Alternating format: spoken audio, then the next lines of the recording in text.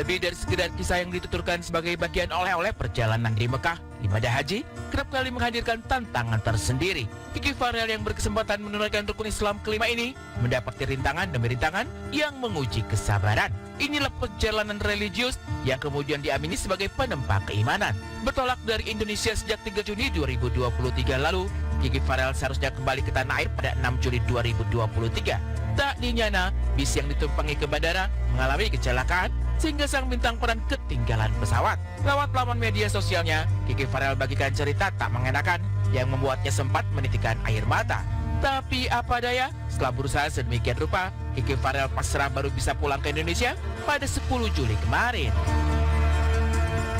Jadi saya tuh memang berangkat tuh tanggal 3 Juni sampai 6 Juli seharusnya gitu kan. Tapi qadarullah ada kejadian yang kecelakaan waktu jalan ke bandara.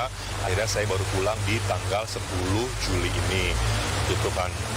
Perjalanan ibadah haji saya 3 hari di Madinah, terus 2 minggu di hotel yang depan Ka'bah, terus pindah ke hotel transit, terus minggu kemudian baru pulang. Itu semuanya sih ada kendala kecil-kecil. Meretas perjalanan spiritual, ibadah haji kerap mengalirkan cerita tersendiri bahwa kesalahan sekecil apapun konon langsung ditampakkan akibatnya selama menjalani rangkaian ibadah ini bukan cerita asing lagi dari para jamaah. Dan Kiki Farel juga menemukan hal serupa. Ada saja kendala yang ditemukannya, dari sakit kepala luar biasa, terlambatnya makanan datang, hingga rasa lelah tak tertahankan menjadi yang paling menyulitkan.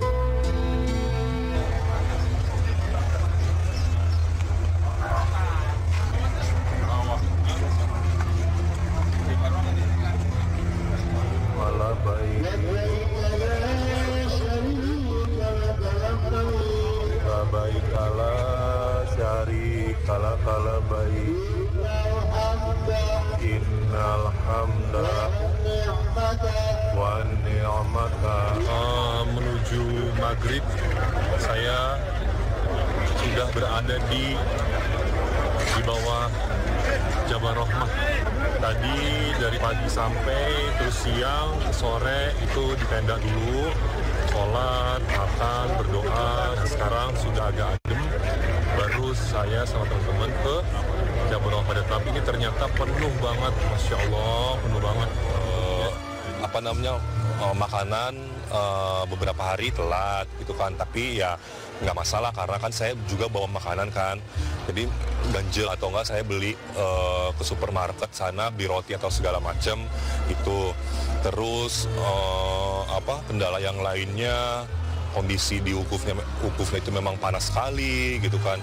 Terus ya capek karena kan kita tuh jalan terus kan, ya tawaf jalan, sa'i itu jalan, ke tempat lempar jumroh tuh jalan, itu tuh pegelnya minta ampun gitu kan. Tapi alhamdulillah semua dijalani dengan ikhlas dan akhirnya selesai juga ya. Nggak tahu kenapa tiba-tiba H-2 sebelum puncak haji tuh kepala saya tuh sakit banget sebelah gitu kan, sampai pas hari puncaknya juga itu sakit banget. Terus akhirnya tuh berdoa kan, maksudnya akhirnya tuh sembuhnya itu setelah selesai tawaf ifadah, setelah selesai sa'i, setelah selesai potong rambut, truk sampai hotel, minum, sembuh, hilang gitu kan. Setiap jamaah punya cerita terlepas dari apa yang dialaminya. Kiki Farel juga menemukan ragam kisah lain yang tak kalah mencengangkan. Entah bagaimana ia menemukan banyak jamaah yang kehilangan koper mereka. Semula sempat menggerutu, hal manusiawi ketika hal tak diinginkan terjadi. Namun kemudian inilah ujian harus diterima lapang dada agar tak mengusik ibadah mereka.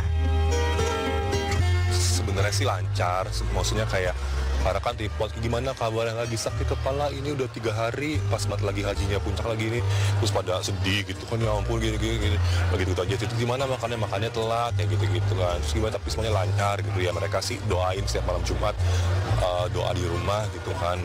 Jadinya ya mungkin juga jadinya yang bikin kendala-kendala yang ada nggak terlalu berlebihan gitu. Ketika dijalani, ketika dipikir lagi nggak boleh, kita harus terima apapun kendala yang ada. Dan memang benar, ternyata setiap kali saya ketemu sama orang-orang, teman-teman yang haji juga memang nggak ada yang mulus-mulus gitu kan. Entah itu makanannya telat, entah itu memang airnya sempat mati gitu kan, entah itu di tendanya panas banget, cuacanya panas banget, ada yang kopernya juga hilang ada yang terlantar, orang-orang segala macam gitu. Jadi memang setiap jamaah pasti punya ceritanya masing-masing, nggak ada yang mulus gitu. Dan sebulan lebih menjalani rangkaian ibadah haji, momen berdiri dan beribadah di depan Ka'bah adalah hal paling menggugah. Di tempat kiblat seluruh umat muslim di dunia ini, Kiki Farel mengaku tak kuasa membendung air mata. Berbagai bayangan berkelebat dalam benaknya. Bersama setumpuk doa, ada saja hal-hal yang membuat tangisnya menjadi-jadi selama di tanah suci. Melihat lautan manusia menyemut mengelilingi Ka'bah saja, sudah membuncah rasa harunya.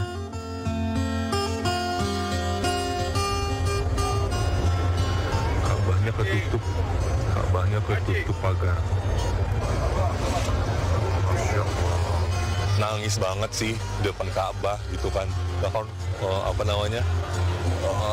nangisnya gitu loh, terharu karena bisa ke Ka'bah lagi tapi untuk haji. Karena kan selama ini umroh tuh kayak masih belum yakin haji kan, tapi pas umroh terakhir kemarin kayaknya udah mulai ada keyakinan, dan begitu ada keyakinan langsung Allah tuh gitu kan ngasih jalan.